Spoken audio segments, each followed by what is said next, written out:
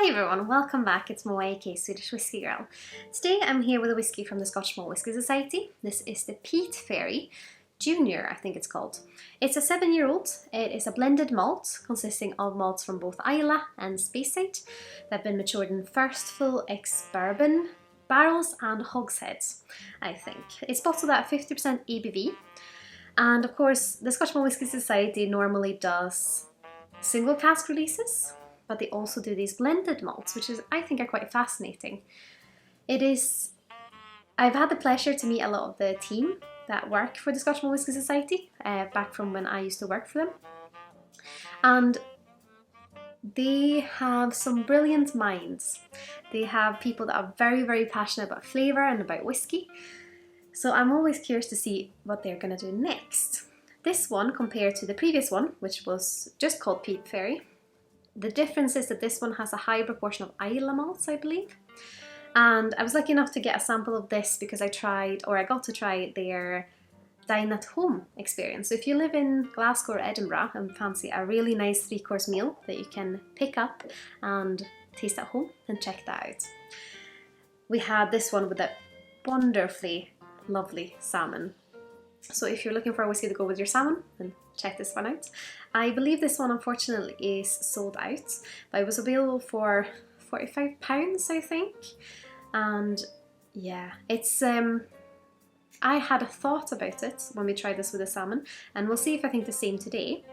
But it had this wonderfully super fruity Speyside character meets Islay smoke, which went really, really well with the salmon. This kind of fruitiness and the smoke, bonfire smoke coming together. So let's have a look. The first thing you get on the palate or on the nose is a quite sweet fruitiness. There's definitely something darker there, and that darkness kind of leads you into a bonfire smoke. But it also reminds me slightly of wellies, like when you've been out walking on a rainy evening. Almost a bit like mud and rainfall. Doesn't sound very nice, but it's almost like this kind of muddy fairy tale when it's dark and it's raining. It's almost like that scene in Snow White when she's running from the hunter and this kind of forest just kind of attacks her. It's that kind of vibe, this kind of darkness, which is quite alluring in a way. Along with that sweet fruitiness, it's quite appley, I would say. And the smoke is there, but maybe that's why I'm getting this kind of dark and muddy forest, because the smoke is kind of just like sitting in a tree, watching as you run through the forest. And it's like, I'll get you soon. Because it's not really in your face on the nose. But let's have a little taste. Sláinte Skål.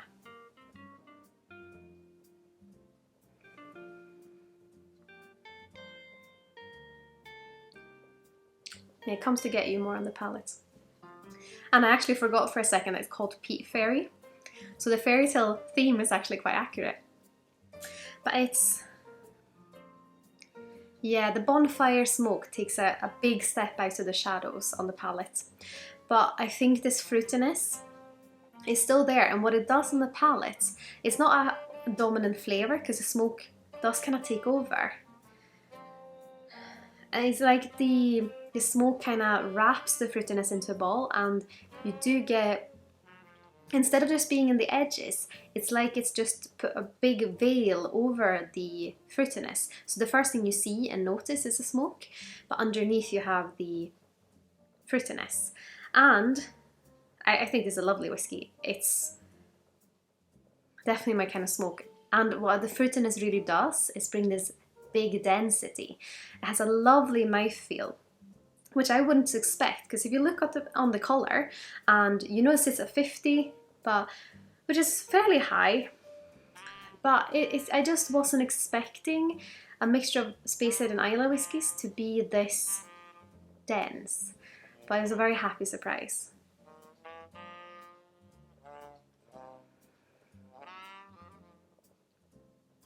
It's quite sweet.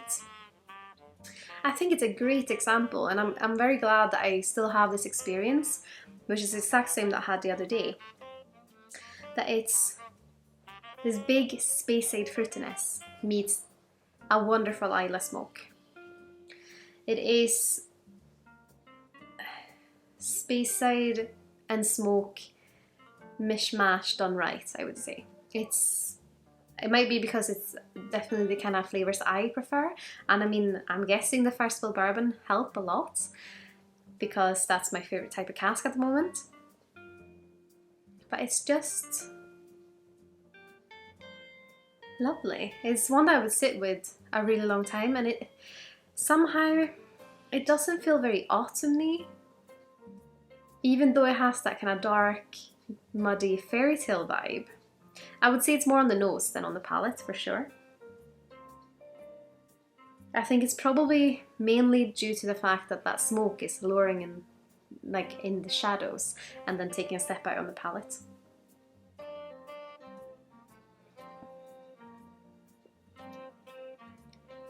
If I was better at drawing and animating, it would be fun to do a little fairy tale with each whiskey to try and explain flavours that way.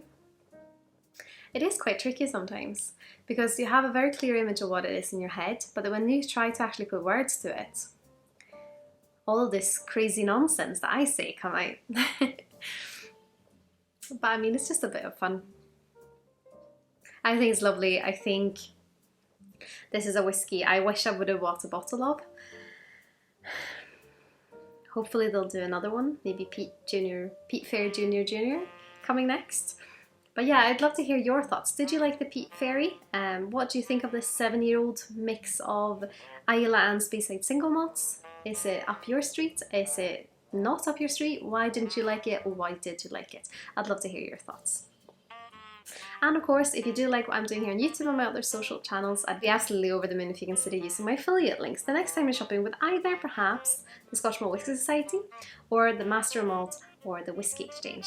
All of those links and the information is in the little description here below, as well as links to my other social channels if you're interested in that. As always, a massive thank you to my wonderful supporters on Patreon. I'm so grateful I have your support. But I hope you've all had an absolutely wonderful day. Sláinte Skål.